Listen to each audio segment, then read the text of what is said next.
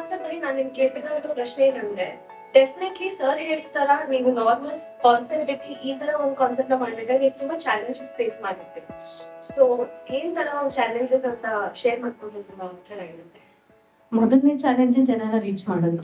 ಈ ತರ ಸಿನಿಮಾ ಮಾಡಿದಾಗ ಜನನ ರೀಚ್ ಮಾಡೋದು ತುಂಬಾ ಕಷ್ಟ ಇದೆ. ನನಗೆ ಅಮ್ಮಚ್ಚಿ ಎಂಬ ನೆನಪು ಮಾಡಿದಾಗ ಇದ್ರಲ್ಲಿ ಅಮ್ಮಚ್ಚಿ ಎಂಬ ನೆನಪು ಎಷ್ಟು ಜನ ನೋಡಿದ್ರು? ಯಾಕೆ ಇದನ್ನ ನಾನು ತಗೊಂಡೆ ಅಂತ ಹೇಳಿದ್ರೆ ಈ ಮಾತನ್ನ ಅಮ್ಮಚ್ಚಿ ಎಂಬ ನೆನಪು ಮಾಡಿದಾಗ ನನಗೆ ಸರ್ ಹೇಳಿದಂಗೆ ಬೇರೆ ಬೇರೆ ರೀತಿಯ ಸಿನಿಮಾ ಅಥವಾ ಧಾರಾವಾಹಿ ಸಿನಿಮಾ ಎಕ್ಸ್ಪೀರಿಯನ್ಸ್ ಇದ್ರು ಕೂಡ ಒಬ್ಬ ನಿರ್ದೇಶಕಿಯಾಗಿ ನನಗೆ ಅದು ಮೊದಲನೇ ಸಿನಿಮಾ. ಅವಾಗ ಎಂತ ಗುರುಪಿತ್ತು, ಹೇಗೆ ಹೊರಟಿದೆ ಅಂತ ಹೇಳಿದ್ರೆ ಇದನ್ನ ಜನಕ್ಕೆ ತಲುಪಿಸ್ತೀವೋ ಏನು ನನಗೆ ಯೋಚನೆನೇ ಮಾಡಿರ್ಲಿಲ್ಲ.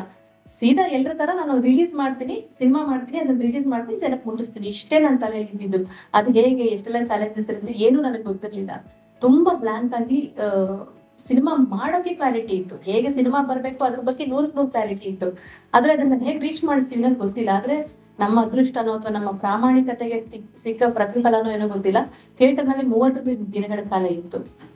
ಆದ್ರೆ ನನಗೆ ಆಗ ಎದುರಿಸಿದಂತ ಸಮಸ್ಯೆ ಅಂತ ಹೇಳಿದ್ರೆ, ಈಗ ಪಕ್ಕಾ ಕಮರ್ಷಿಯಲ್ ಮಾಡಿದ್ರೆ ಎಲ್ರು ಜನರು ನಾವು ಕರೆಯೋದೇ ಬೇಡ, ಅವರೇ ಬರ್ತಾರೆ, ನೋಡ್ತಾರೆ, ಬರ್ತಾರೆ. ಯಾಕಂದ್ರೆ ಇವತ್ತಿನ ಜನ ಸಿನಿಮಾ ಬಂದು ನೋಡುವಂತ ಏನಿದ್ರು ಕ್ಯಾಟಗರಿ ನಿಮ್ಗೆ ಗೊತ್ತು, 18 ರಿಂದ 25 ವರ್ಷದ ಯುವ ಪೀಳಿಗೆ ಜಾಸ್ತಿ ಸಿನಿಮಾ ಥಿಯೇಟರ್ ಬಂದು ನೋಡುವಂತವ್ರು.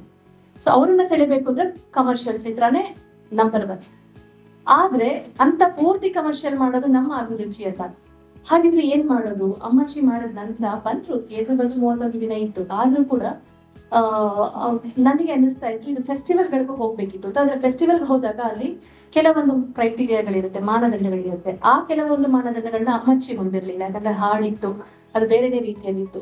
ಇದೆಲ್ಲ ಯೋಚನೆ ಮಾಡಿದಾಗ ನನಗೆ 2ನೇ ಸಿನಿಮಾ ಹೊತ್ತಿಗೆ ಒಂದು ಕಲಿಕೆ ಬಂತು. ಏನಂತ ಹೇಳಿದ್ರೆ ನಾನು ಸುಮಾರು ಫಿಲ್ಮ್ ಫೆಸ್ಟಿವಲ್ಗಳಲ್ಲಿ ಅಟೆಂಡ್ ಮಾಡಿ ಚಿಕ್ಕಂದಿನಿಂದನೂ ಈ ತರ ಪ್ಯಾರಲಲ್ ಸಿನಿಮಾನ ನೋಡಿ ಬೆಳೆದೋಳು. ಸೊ ಪ್ಯಾರಲಲ್ ಸಿನಿಮಾ ಹೇಗಿರ್ಬೇಕು ಅನ್ನೋ ಯೋಚನೆ ಮಾಡುವಾಗ ನನಗೆ ಈ ಸಬ್ಜೆಕ್ಟ್ ಆಯ್ಕೆ ಮಾಡ್ಕೊಂಡಾಗ ನನಗೆ ಅನಿಸ್ತು ಇದನ್ನ ಬಹುಶಃ ಈ ತರ ಪ್ಯಾರಲಲ್ ಸಿನಿಮಾ ಅಂದ್ರೆ ಆ ಕಲಾತ್ಮಕ ಸಿನಿಮಾಗೆ ಈ ಸಬ್ಜೆಕ್ಟ್ ಕೈ ಮಾಡಿಸ್ದಂಗೆ ಅಂತ. ಹಾಗಾಗಿ ಇದನ್ನ ಯಾವುದೇ ಡೌಟ್ ಇಲ್ಲದೆ ತುಂಬಾ ಕ್ಲಿಯರ್ ಆಗಿ ಕ್ಲಾರಿಟಿ ಇಟ್ಕೊಂಡು ಇದನ್ನ ಫೆಸ್ಟಿವಲ್ಗೆ ಅಂತಾನೆ ಮಾಡಿದೆ. ಅದು ಎಷ್ಟು ಸಕ್ಸಸ್ ಆಯ್ತು ಅಂದ್ರೆ ಮೊದಲನೇ festival New York Indian film festival 200 ಅಶ್ರಸ್ ಇತ್ತು.